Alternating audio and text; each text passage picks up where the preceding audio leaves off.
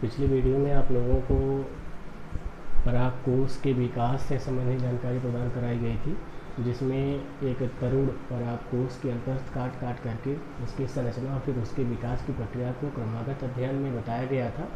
और उसमें आपने देखा था कि दो प्रकार की स्पेसिफिक सेल्स पाई जा रही थी। एक तो प्राइमरी पेरिटल सेल के नाम से जानी जा रही थी, जो डिफरेंट लेयर्स बना रही थी, और दूसरी जो थी स्पोरोजिनस सेल थी। ये स्पोरोजिनस सेल आपको बताया गया था कि विभाजित होकर के माइक्रोस्पोर मदर सेल बनाती है, और फिर माइक्रोस्पोर मदर सेल से परागकण का निर्माण होता है।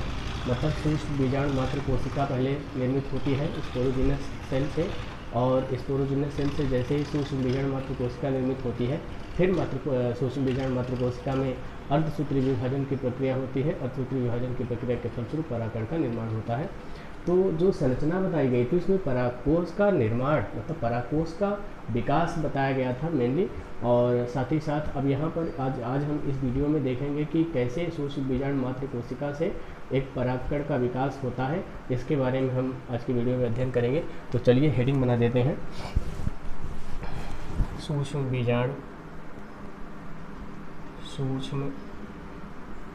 बीजाणु मात्र कोशिका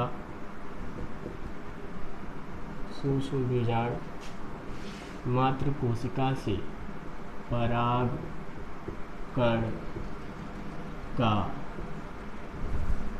निर्माण, डेवलपमेंट ऑफ या फॉर्मेशन ऑफ, कुछ भी लिख सकते हैं, डेवलपमेंट भी लिख सकते थे। फॉर्मेशन ऑफ pollen grain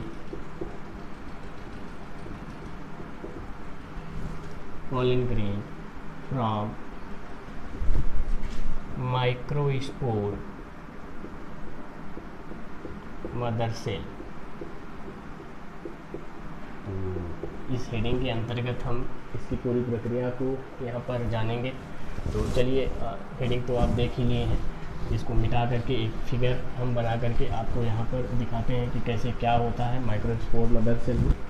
तो यहाँ पर सबसे पहले एक हम बनाएंगे, ये एक राउंडेड स्ट्रक्चर है, इसमें एक न्यूक्लियस है। मान लेते हैं ये माइक्रोस्पोर मदर सेल है। क्या है? Microspore mother cell.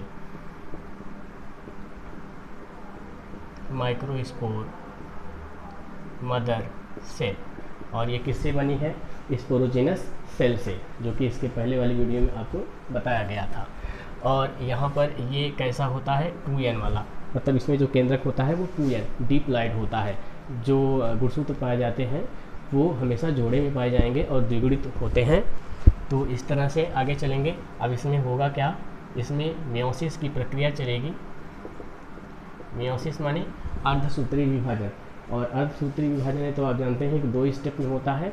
और अर्धसूत्री विभाजन के फलस्वरूप एक कोशिका से कितनी कोशिकाओं का निर्माण होता है? 4 कोशिकाओं का निर्माण होता है। अगर ये 4 कोशिकाएं बनती हैं तो इसमें गुणसूत्रों की संख्या अपनी पिछले कोशिका में उपस्थित गुणसूत्रों की संख्या से कितनी हो जाएगी?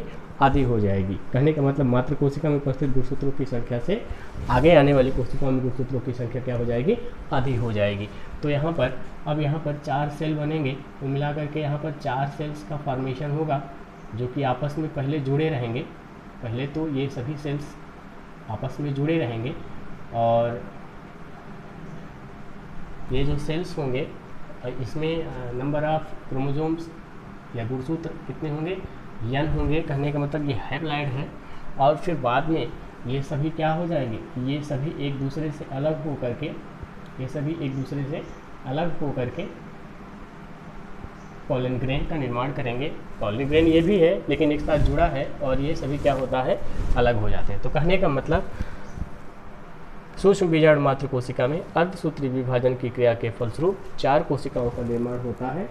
ये कोशिकाएं परागकण के नाम से जानी जाती हैं। ये कोशिकाएं प्रारंभ में एक दूसरे से जुड़ी होती हैं और बाद में एक दूसरे से अलग हो जाती हैं। ये क्या है? पॉलन परागकण, पॉलन ग्रेन परागकण। नंबर ऑफ क्रोमोसोम्स इसमें क्या है? हैप्लॉइड है। तो इस तरह से ये तो हो गया परागकण का निर्माण। और परागकण के निर्माण के बाद अब क्या होगा, परागकण के निर्माण के बाद अब इसमें नर युग्मकोद्भिद का विकास होगा। अगर नर युग्मकोद्भिद के विकास को हम यहाँ पर बता देंगे तो ये वीडियो काफ़ी लंबा हो जाएगा।